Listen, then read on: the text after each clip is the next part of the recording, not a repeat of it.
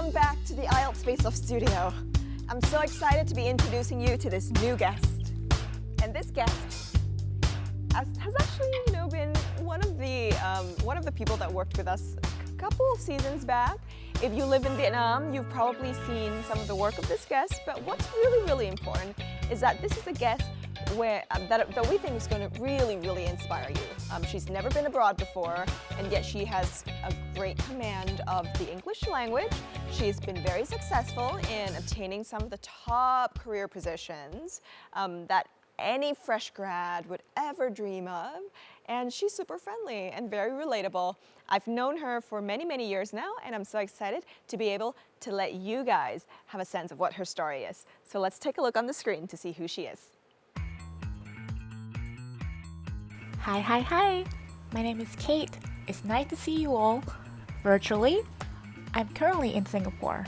Today, I will share with you about my story. I started off as a student at Foreign Trade University. I've been lucky to work across multiple companies, large and small, startups to conglomerates, local and international markets that are super exciting for me. I hope this journey of mine can be a little inspiration for you. Welcome to my story, and stay tuned for more.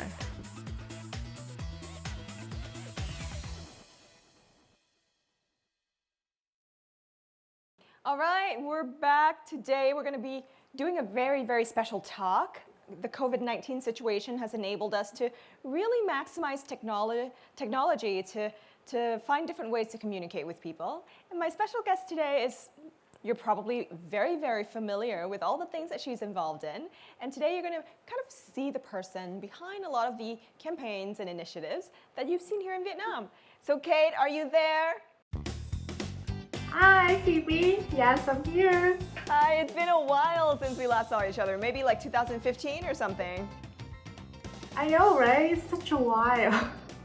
Well, today we're going to be talking a lot about your story, your personal journey to, multinational corporations, and you've been a really, really successful person.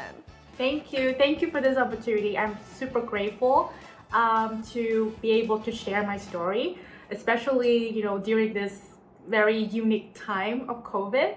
And then do this out of home. So yes, thank you so much for this opportunity. Yeah, we're going to be able to see what your home looks like, in a few minutes or in a few hours, because I know you're recording that right now. So, you've worked for a number of multinational, international corporations while you studied in Vietnam. You've never been abroad. So how did your journey start from, a student at Foreign Trade University to multinational, really famous companies like Uber? Yes, so basically I would say it's a very interesting journey. So when I was a kid, I know for sure that one of my dreams is to go abroad. But unfortunately, I don't have the luxury of studying abroad. However, I try to, make that dream come true by study really hard, especially in English, and trying to find the opportunities to work for international companies. So basically, that's why for me, learning English is super important, and I'm very happy to share more on that journey with you guys. Yeah, definitely super excited to hear about your English journey. So maybe let's get started on that right now. How did that opportunity start, and how did you start really learning English and being so good at it? So basically, it's very funny. So when I was at my university, so I studied at Foreign Trade University, by the way. Hi, FTUer, if you guys are watching this. Back then at FTU, there were lots of extracurriculum activities for students there. But however, I couldn't find a group where I belong. And I know that I know that it's super necessary for a student to step out of just normal curriculum and join the extra activities. So I decided to work instead. So I what I did is like I tried to find a part-time job. So I started off as like some sort of like an English tutor. After that, I worked as a personal assistant. The reason why I decided to work as a personal assistant is because I watched the movie The Devil Wears Prada. I hope you know about it. Yeah, so like I thought, okay, one of the greatest way and saddest way to learn is to work for someone who is great, who you can learn a lot from, and being a personal assistant may be a good start to, you know, like actually get close to those people and learn from them. So that's how I started out. So I started out as a personal assistant to the CEO of Misfit Wearables, Mr. Sonny Wu, back in the days. And from there, I started my career as a personal assistant. I assisted him in lots of work, marketing, operations, finance, etc. And then that's how I got to know, you know, like multiple verticals. And then I decided to go deeper with marketing and communications. Yeah, we're going to talk about your marketing and communications journey in a little bit. You know, that deserves its own section.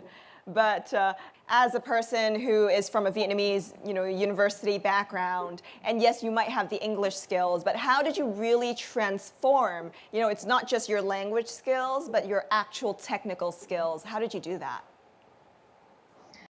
So I guess basically what I do is like I try to seize all the possible opportunity that I have. For a personal assistant, I try to make the most out of it by offering myself to be more helpful with their work at the company. So, I mean, especially when you assist the CEO, right? He's in charge mostly of everything.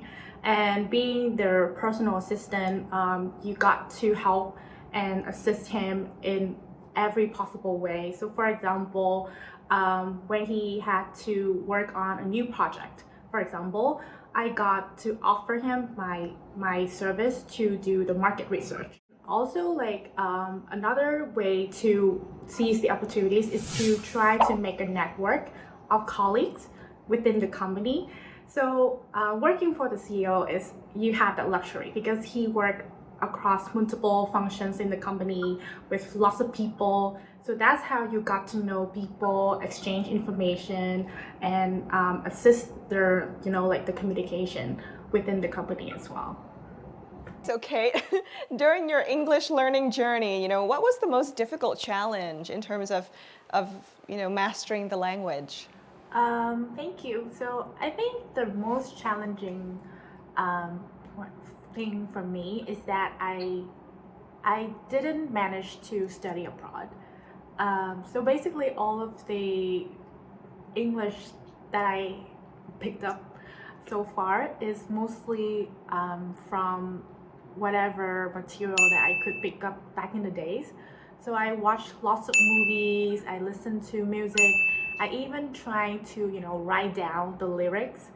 I watched Disney Channel and all of that. So I tried to pick up, you know, here and there the language that I could. So it was quite challenging back then, especially, you know, like you absorb lots of knowledge, but you didn't manage to use it much.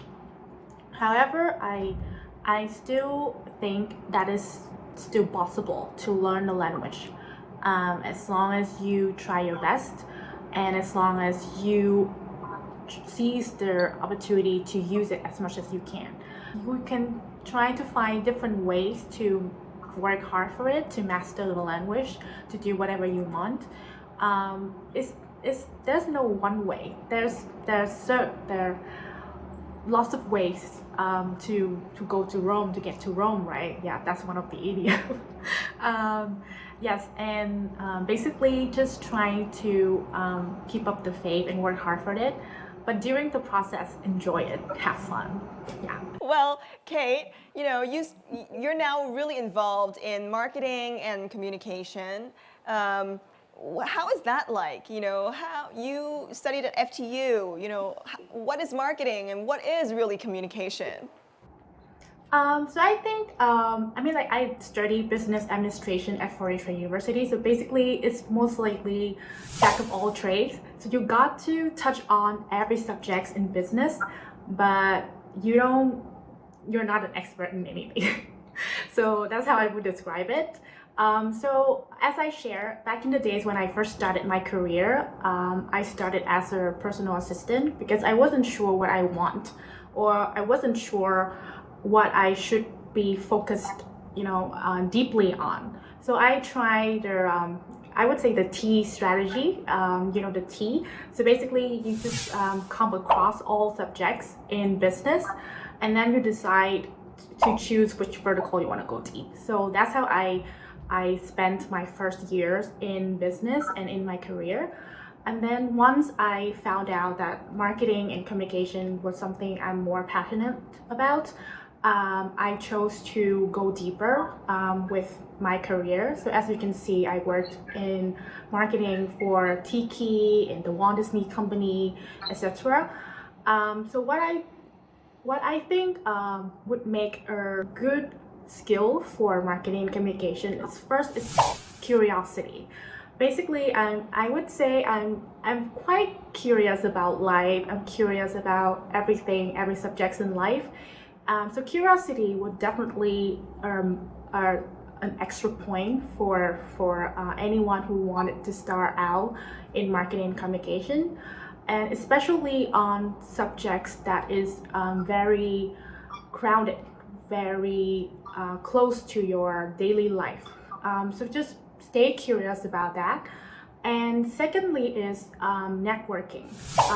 Like in marketing, there were times when you need to to take advantage of your contacts or networks to be able to build forces around campaigns. So I would definitely say networking is a very important skill as well. And last but not least, English or language or communication is a must, because for you to keep up the pace of new knowledge, I would say language or English is definitely a must, so that you always keep updated and you always got to learn about new knowledge. Okay, so a lot of people say, you have to have an IELTS of 8.0 to be realistically English fluent for marketing and communication, right? Do you agree with this? Do you not agree with it? Very interesting question, thank you. So basically, I do have IELTS. However, I think it's more of, a milestone for you and how you would evaluate your English skills, how you progress so far with your English skills, basically. But it's not something to be something required for marketing or communication jobs. Because for me, for example, like IELTS, when you got the certificate, you got to master the academic English. But to be honest, in my daily job, I don't use that academic English that much, to be honest. But it does help in the way that it helps you to structure your thinking, to structure the way that you write or communicate to your colleagues. So I would say that it definitely helps, but a band score of 8 is not a must.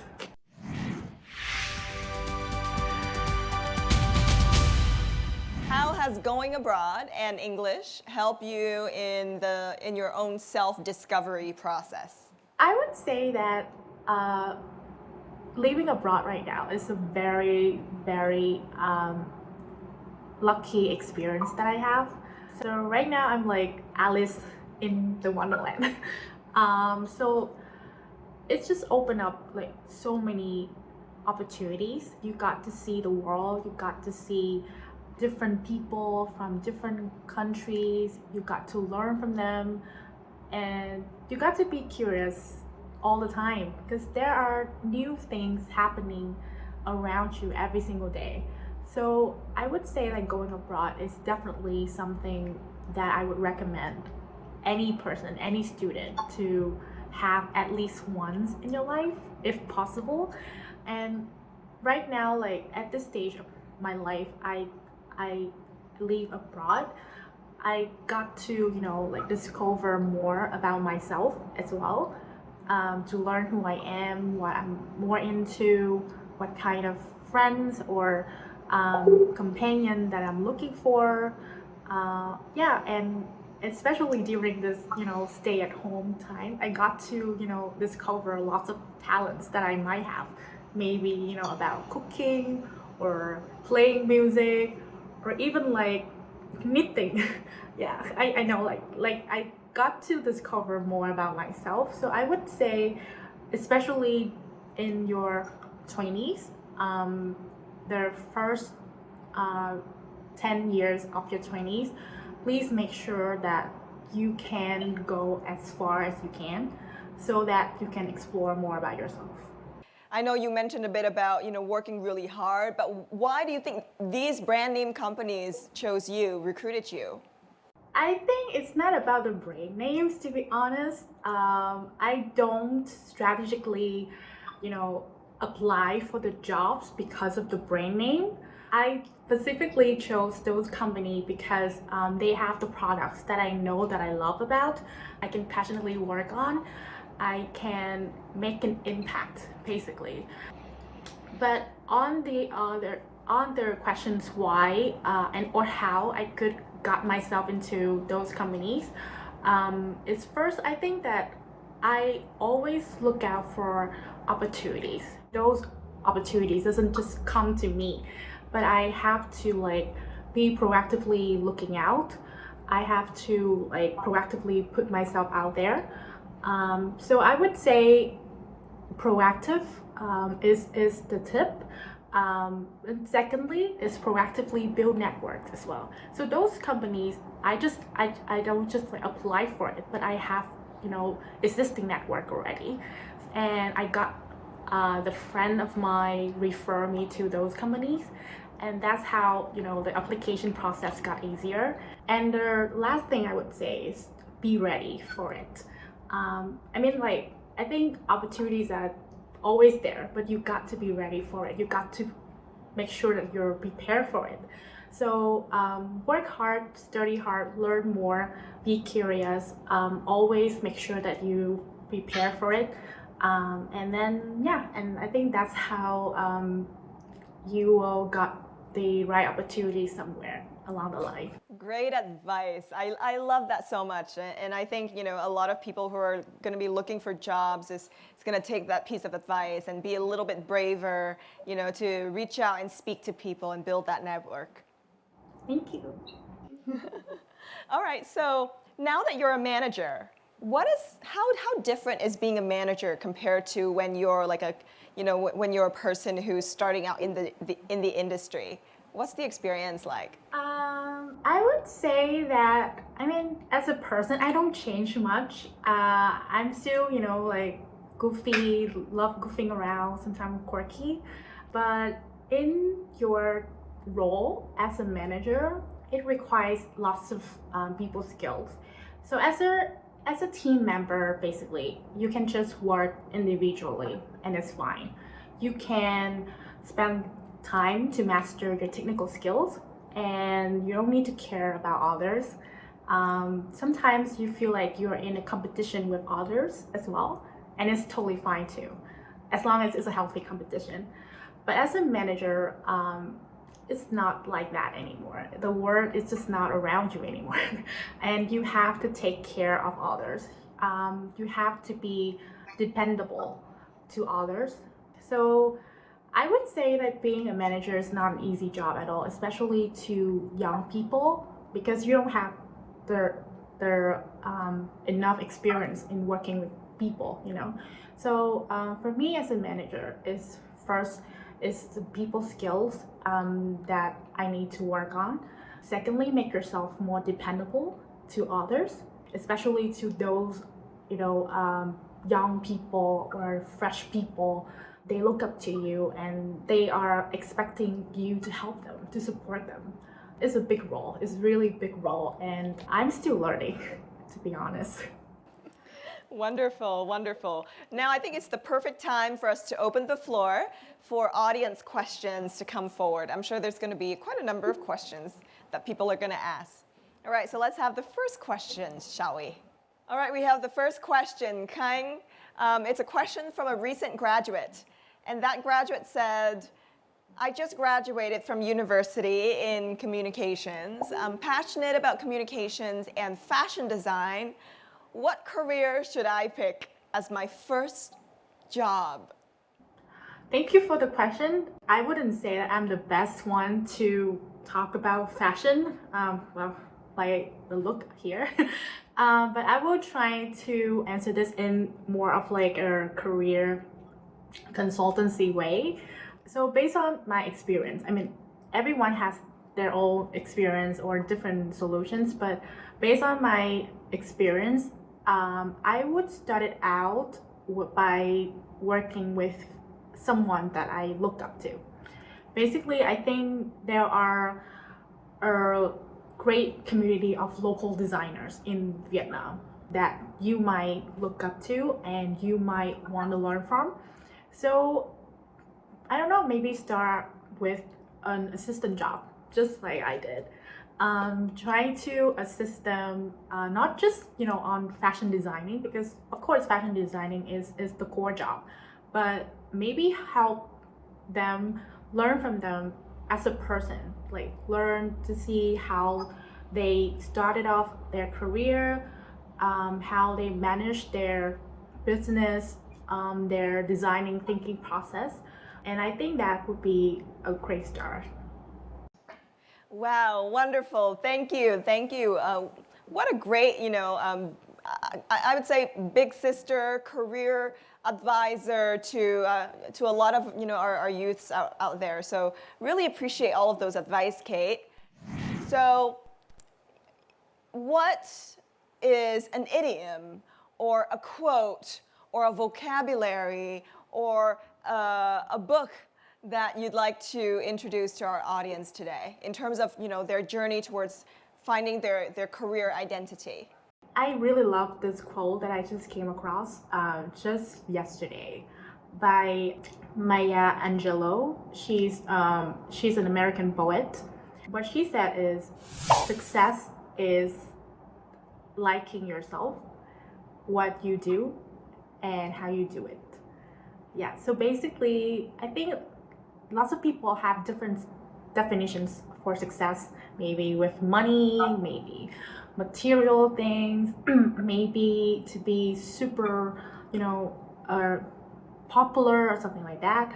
But I really like the definition of success from Maya, and it gave me a different perspective on how to love myself and accept whatever I have and accept what I'm doing right now. So yeah. That's really beautiful. Thanks so much for sharing. Yeah, of course, to probe you for some more idioms and of course some vocabulary, I think it's perfect for us to start a little game, shall we? Okay. You probably know this already. It's the IELTS FACE-OFF Challenge coming right up next. So Kate, join me in this section of our lovely little challenge. Hi, my name is Vân Khanh. I'm a freshman at Royal Melbourne Institute of Technology University. And my day-to-day moment is the first time I applied for ISEC to become an ISECer, which is really a biggest organization of the world, and focus on striving to achieve peace and fulfillment of humankind's potential.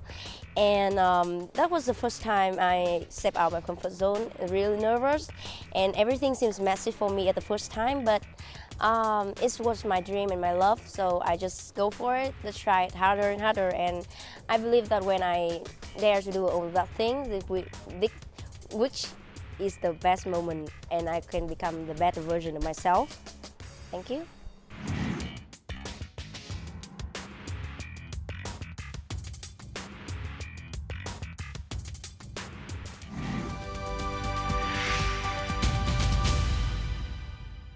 Okay, so we're back with the IELTS Face-Off Challenge with our lovely Kate calling in all the way from Singapore. And today, it's the 5 seconds rule. Somebody's gonna give us a prompt, and within 5 seconds, we gotta answer as quickly and as bountifully as possible. Kate, I'm really good at this game. Okay, I'll try. I hope you win. My brain is really dead right now. Okay, I'll try. Name 3 activities you do in shower. Singing,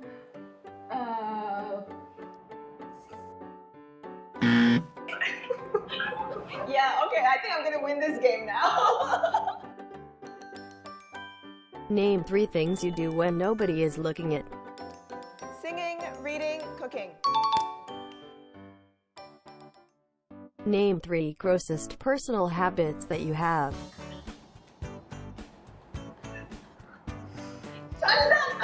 okay, picking my nose, scratching my hair,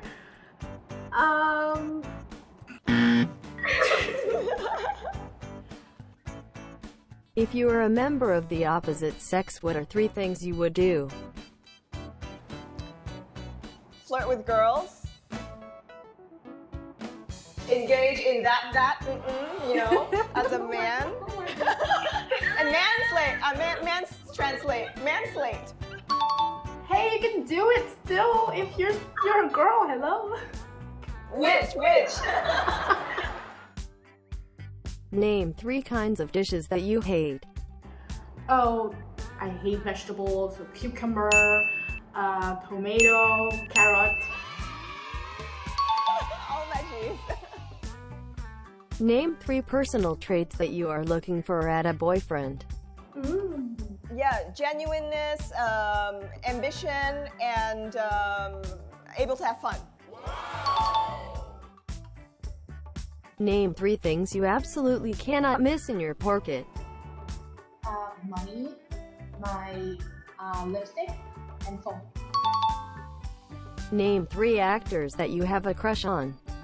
Jude Law, actors, right? Oh goodness, great. Sean Connery and Here comes the final round of the 5-second rule game. Name your 3 ex-boyfriends. Yes, I want to hear this. Come on, Kate. Okay, a girl doesn't kiss and tell, okay? So I will pass this. Sorry. So I don't kiss and tell, sorry. You willingly lose. Is it a really question? Oh my goodness. Name 3 types of fish. 3 types of fish? Easy. Koi, carp, salmon. So easy. That's so unfair. Oh my god. You gave me a question that I couldn't answer. All right, Kate, thanks so much for being on the show. I love having you here. I love speaking to you. Any final word or idioms to share with our audience before you go today? Thank you so much for inviting me as well. It's so great and I have great fun. What I would like to share as one of the biggest message that I would like to tell everyone is, keep up the faith, keep up what you're doing and have fun. I can definitely see you doing that. You know, we can see a snippet of your room, we can see your closet, a little part of your bed, a little part of your chair and your wall, and you look lively and you look happy. So it's great to see you like that. Thank you. Looking forward to seeing you in Vietnam. I hope this will be over soon. Can't wait to go back. Bye. Bye-bye.